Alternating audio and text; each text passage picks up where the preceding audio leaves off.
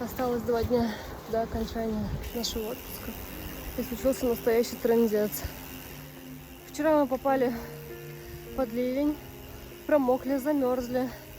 И что самое обидное, мы потеряли GoPro. Со всеми кадрами, со всеми красотами.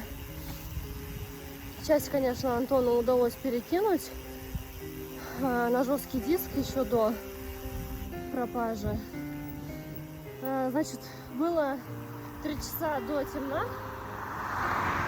Мы решили вернуться по пройденному пути, поискать камеру.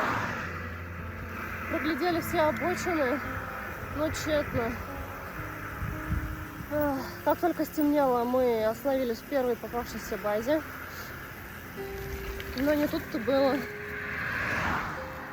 Ко всему этому Антону стало плохо.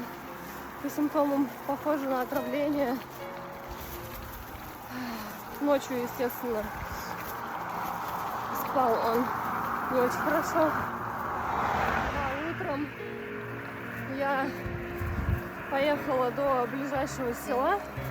1,5 часа езды на велике. Чтобы снять наличку, заехать в аптеку. Ну и в принципе все, сейчас я возвращаюсь, буду лечить своего любимого. А там уже посмотрим, возможно, будем заказывать машину до Горно-Алтайска. Сейчас покажу нашу последнюю стоянку, где мы провели последние 2 ночи. Вот такая вот очень красивая зеленая база. Там за домами пасека.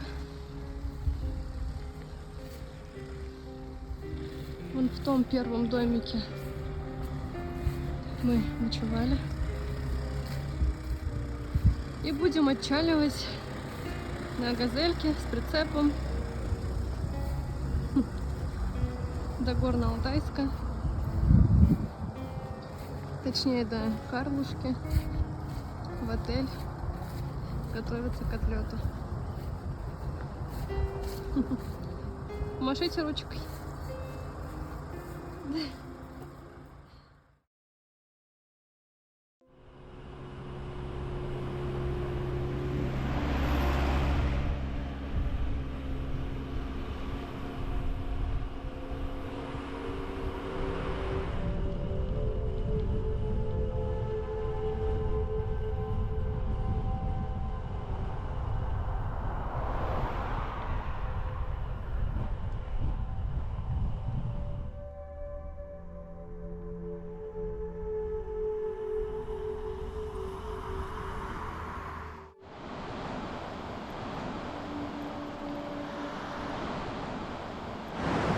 По Чуйскому тракту мы проехали километров 10 и свернули на водопады на реке Нижней и Верхней Карасу. А чтобы свернуть на них, нужно перейти через реку Чуя.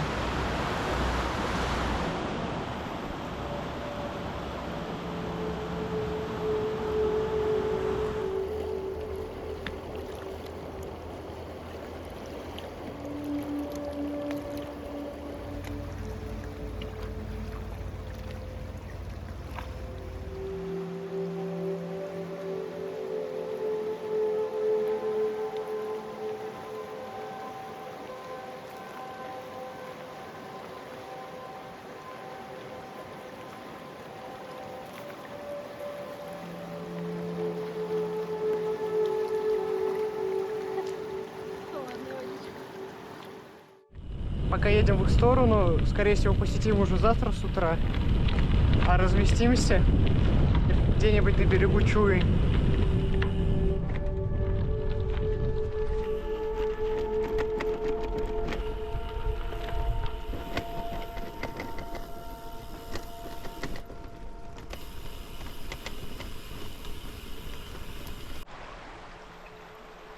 Пытаемся выйти на берег Чуи, чтобы разбить лагерь там. Приняли решение переходить вброд ручей. Это был первый этап. Черт. И здесь второй еще этап.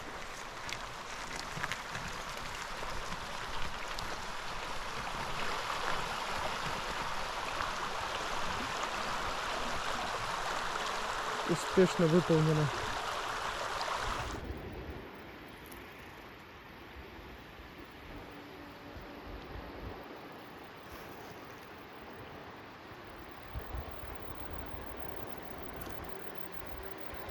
Сумели мы выйти все-таки к берегу Чуи. Сейчас примерно в этих окрестностях будем ставить палатку. Сам Чуйский тракт находится вот за вот этой горой.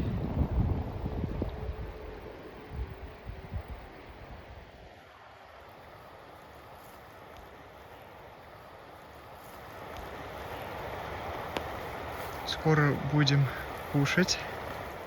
Очень счастливые от этого факта.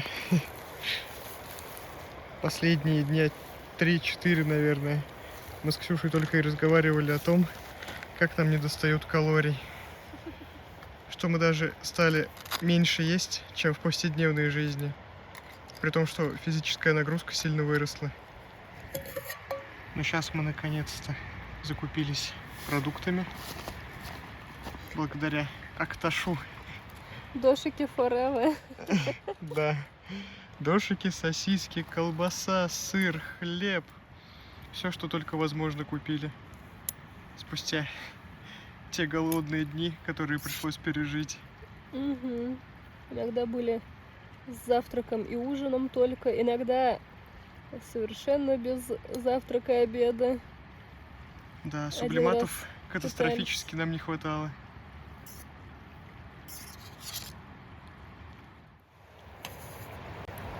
Что, уже можно кушать? Думаю, что можно. Ну что, Антон, все, кушаем? Да, на хлебушке майонез. Еще с упаковочки с Аэрофлота. Здесь вермишель. В общем, одно удовольствие. Красиво жить не запретишь, ребята. Приятного аппетита. Спасибо. Идеально. Прям нужная консистенция майонеза была. Сейчас покушаем, будем готовиться ко сну. Всем спокойной ночи.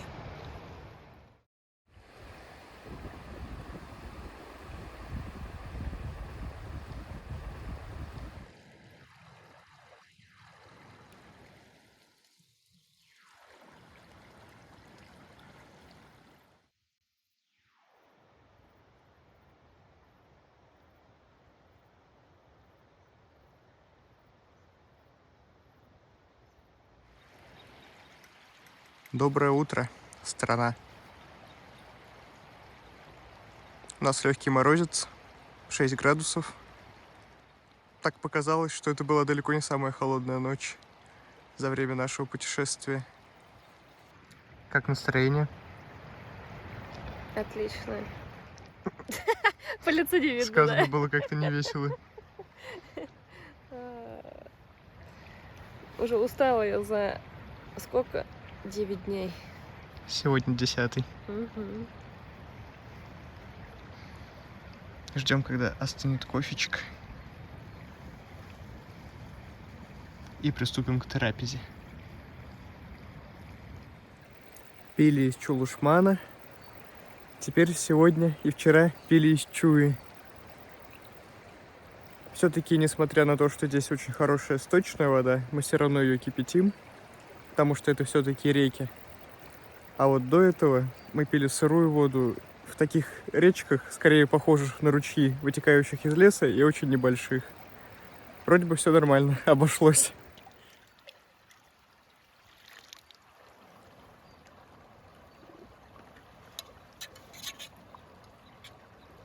Тебе продавщица-то сказала, когда ты воду пыталась купить у нее. Зачем, говорит, воду покупать? У нас все реки чистые, я всем туристам объясняю.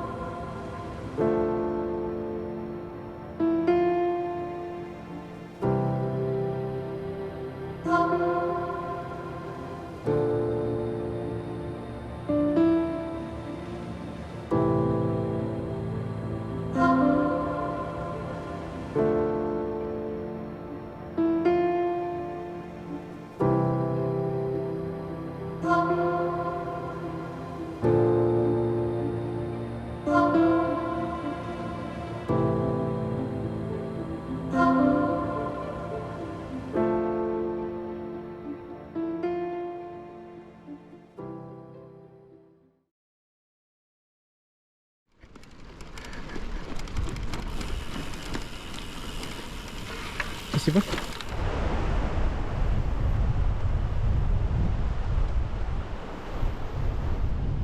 Выехали на Чуйский тракт.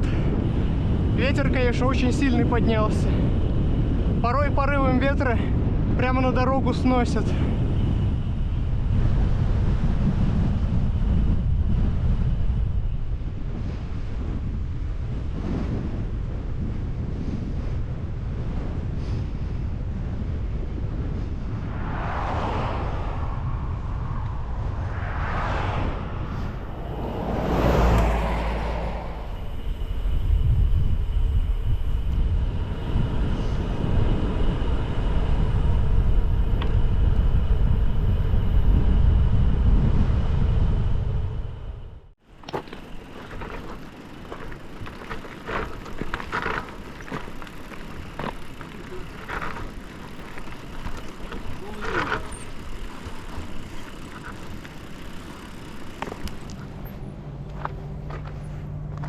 А шишковать получается намного выгоднее, да?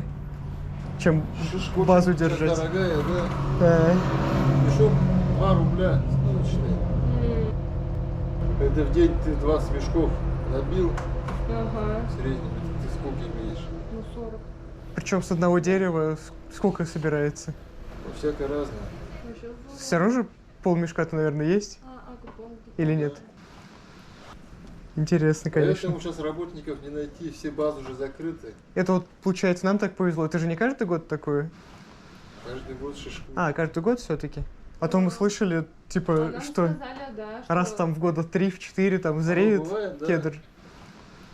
Он бывает, в одном месте нет, в другом есть. Все равно как. Просто нужно знать урожайные места. Да, да, да. Понятно. Ты чё, голос потерял? Да, что-то Сколько запершило. 20 тысяч. В день 40 тысяч. Ну, Набивают. как вообще? Конечно, Очень хорошо. люди за 40 тысяч в месяц работают. А кто-то и 2 месяца работает, Кто-то 2 кто-то месяца и день. работает. Да уж, интересно. Это потом куда-то на предприятие просто сдают. Да, Магазины, скупщики скупщикам. приезжают, закупают, потом увозят куда-то на перерабатывающие эти. Часть Ага. уходит в Китай, в Корею.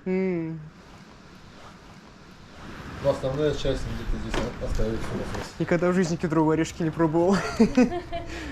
Вот много здесь. Здравствуйте. Подскажите, есть у вас места свободные? Да. А можно? Так, 6-й или 7-й на выбор. Ага, Да, спасибо. давайте делим. Спасибо. Но место неплохое. Ценник, конечно, приличный. 2000 рублей. Ну, нет, реально виды хорошие. Извини меня, мы с тобой останавливались. Вот 6-й, вот 7-й. Ну, короче, одинаковые. Давай 7-й. Давай 7-й. С краешку. А так, да, одинаковые.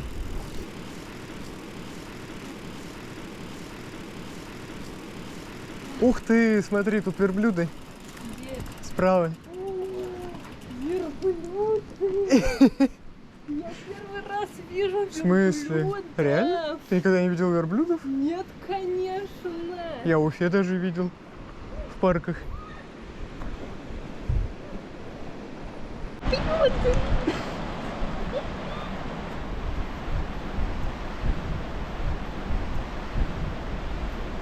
Какие прикольные.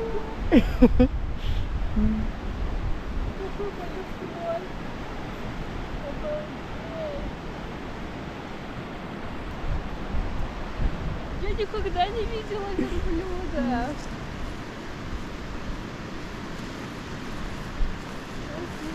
А смотри, какой второй красивый, беленький. Ух ты. Ты тоже Действительно. красивый, конечно. Ничего не говорю. Ого! Почесался. О, так прикольно. Смотри, у них разные вот эти вот толочки. Угу.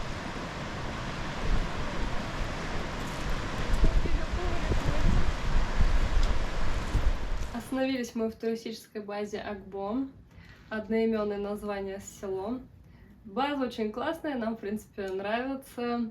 Находится на берегу реки Чуя.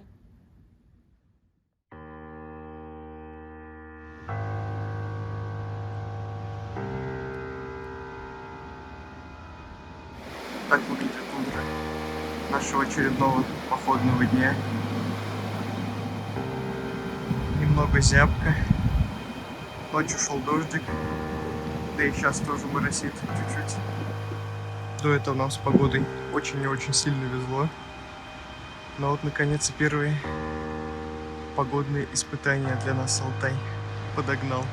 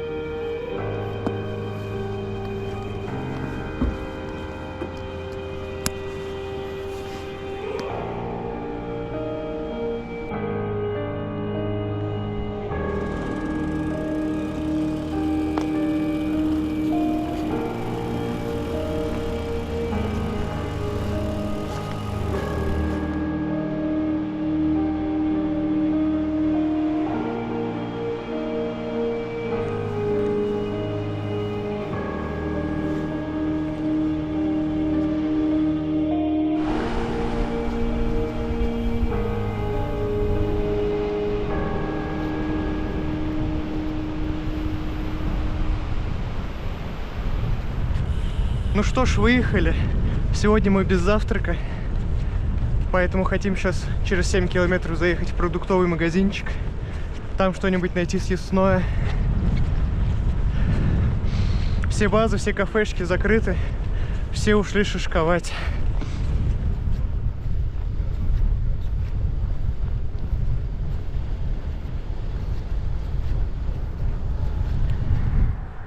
В целом едется нормально сегодня, несмотря на непогоду. Может, даже чуть лучше, чем вчера, потому что ветра такого нет сильного.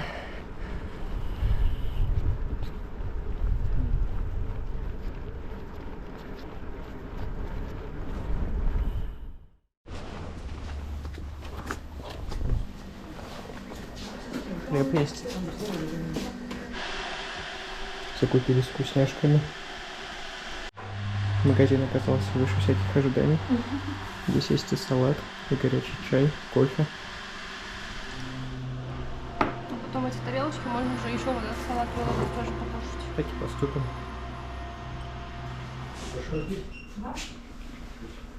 Вот теперь доброе утро.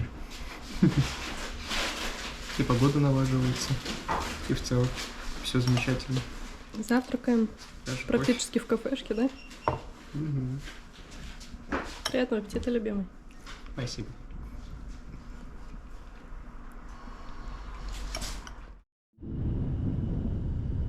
Как указано во многих источниках, у определенной части коренного народа Алтая сохранены некоторые языческие традиции. Они верят в то, что у каждого предмета или стихии есть своя душа и очень почтительно относятся ко всему окружающему. К примеру, алтайцы могут кормить огонь, бросая в него выпечку, кусочки мяса или жира, тем самым выражая благодарность своему очагу за тепло и пищу. А озеро, река или родник, на их взгляд, тоже имеет свой дух, и нельзя просто так нарушать его спокойствие. Поэтому хотя бы мысленно стоит спросить у водоема разрешения на то, чтобы напиться, умыться или даже просто находиться рядом с ним. Зная об этих традициях заранее, я зарекся в нашем велопутешествии стараться им следовать. Поэтому каждый раз интересовался даже у самого маленького ручья, могу ли взять у него немного воды. Совершенно не уверен, что слышал или чувствовал ответ. Да и это все не так важно. Важно лишь то, какое алтайцам прививается уважение к природе и окружающему миру с самого детства. Благодаря воспитанию родителей я тоже всегда был бережен к ней. Но одушевлять каждое озеро, гору или дерево, относиться к ним как к живым организмам – это несколько иной уровень. Находясь здесь, мне захотелось соблюдать всю свою жизнь все алтайские обычаи, касающиеся природы, относиться к ней с глубочайшим уважением, беречь ее, почитать и любить.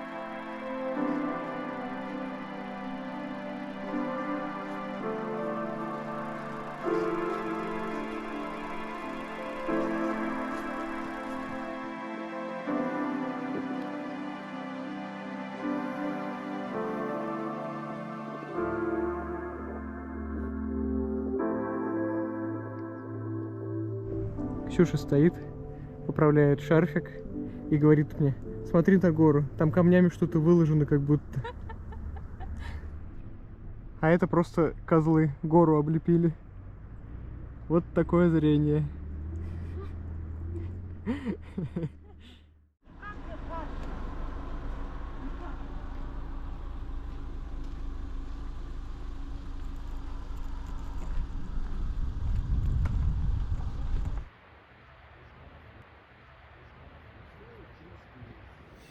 Итак, мы добрались до слияния Чуи с Катунью. И особенно грустно проезжать мимо Тюнгурскую тропу, которую было бы идеально пройти на велосипеде. Но, к сожалению, Алтай очень большой. Мы и так пропустили довольно много достопримечательностей. Какие-то были в нашем маршруте заложены, но пропущены. Какие-то изначально пришлось вычеркивать. Например, хотелось бы увидеть Чуйскую степь, Алтайский Марс, Гейзерное озеро, конечно же, Мультинские озера. Но, к сожалению, есть дата, которой нужно быть в Горно-Алтайске, чтобы лететь домой. Да, мы решили, что мы обязательно сюда вернемся, потому что Алтай обязателен к повторному посещению.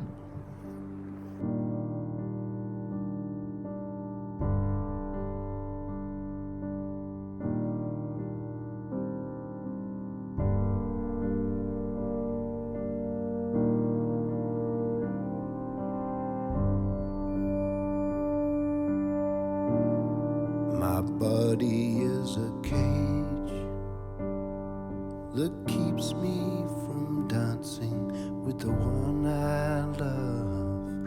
My mind holds the key.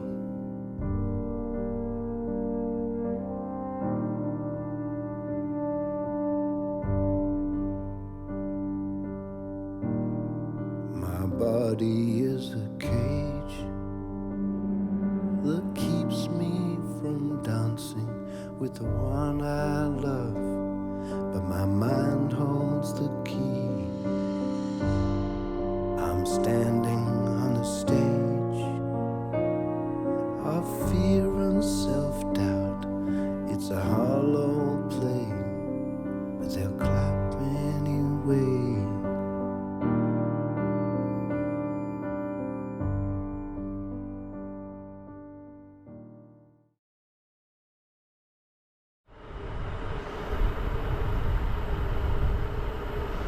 Мы поехали дальше. Теперь есть огромное желание разбить лагерь на берегу Катуни.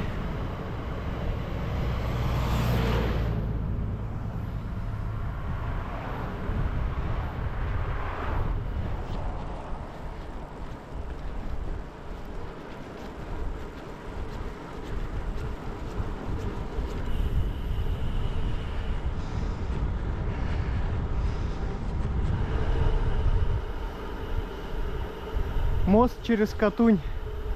Если до этого она была по левую сторону дороги, теперь будет какое-то время по правую, а потом уже совсем мы разойдемся с ней.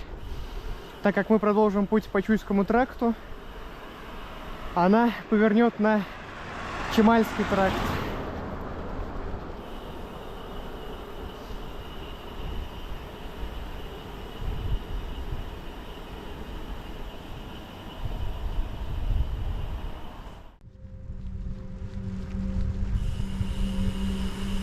Красота прям невероятная.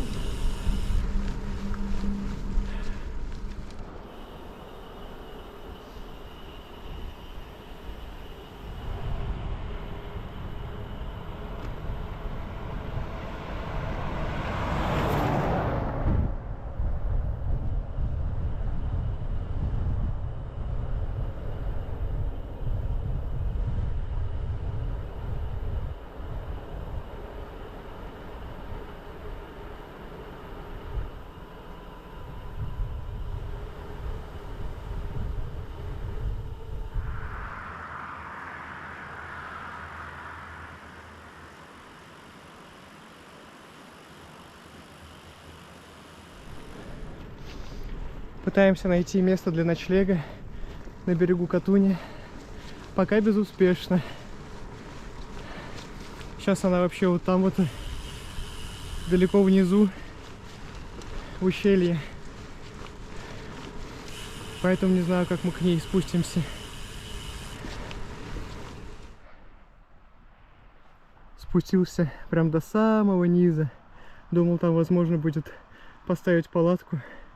Во-первых, и с великами не спустишься, а во-вторых, там уклон большой и камни, и к воде все равно нет пути. Вот так начинается наше утро. Прибежали лошадки. Пытаются спуститься к воде.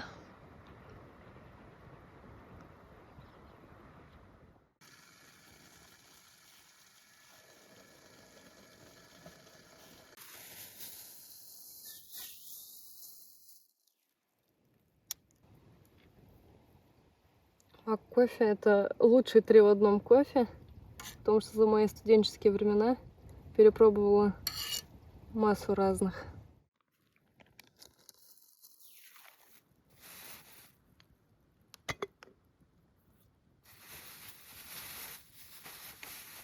Еще можно кушать. Несмотря на то, что осень все больше и больше забирает свои полномочия, на дворе уже 10 сентября, ночь была сегодня достаточно теплая. По крайней мере, нам не хотелось закутываться в спальник с головой, как это было при ранних ночевках.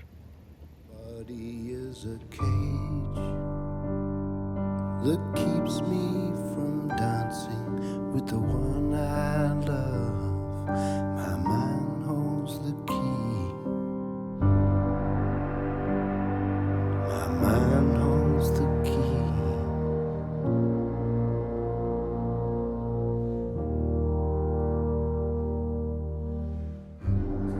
My mind holds the key. I'm living in an age that calls darkness light.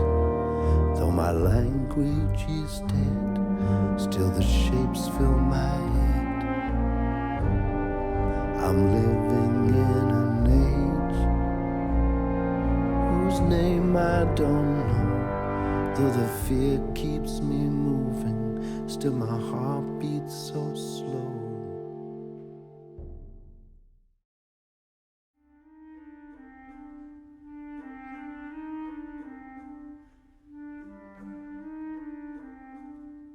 My body is a cage.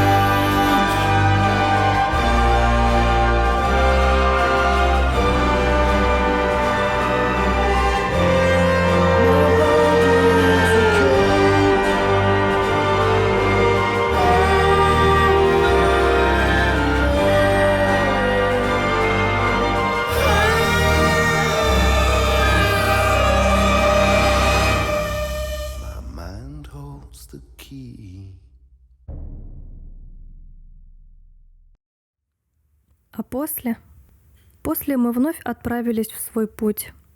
Он стал уже чем-то обыденным и естественным, как чистка зубов утром и перед сном. День изо дня мы мчались среди гор и лесов навстречу своей цели. Сегодня нас ждал перевал Чикетаман и шикарный ночлег на берегу реки Урсул. На следующий день был Семинский перевал, на этот раз заключительный на пути до Горно-Алтайска. Ночь застала нас врасплох, в самый разгар восхождения на его вершину, протяженностью около 9 километров. Поэтому нам пришлось в спешке обустраиваться среди кедрового леса неподалеку от дороги. Ночью спали тревожно, то и дело просыпаясь от ветра и дождя. А уже утром оказались на плато. За спиной была уже не 100 километров, и ощущалось, что все нипочем, что горы по колено, что внутри каждого из нас таится безграничная сила, и мы, ведомые ей, ехали все дальше и дальше. К вечеру остановились в форелевом хозяйстве и самостоятельно добыли себе ужин. А в последующий день случилось то, о чем я рассказывала в начале этого видео. Антон плохо себя чувствовал после отравления. Вдобавок был безутешен из-за потери камеры. Поэтому нам было не суждено добраться до Горно-Алтайска самим, даже несмотря на то, что до него оставалось всего 70 километров. Но разве сможет ли кто-то сказать, что мы не сумели покорить Горный Алтай?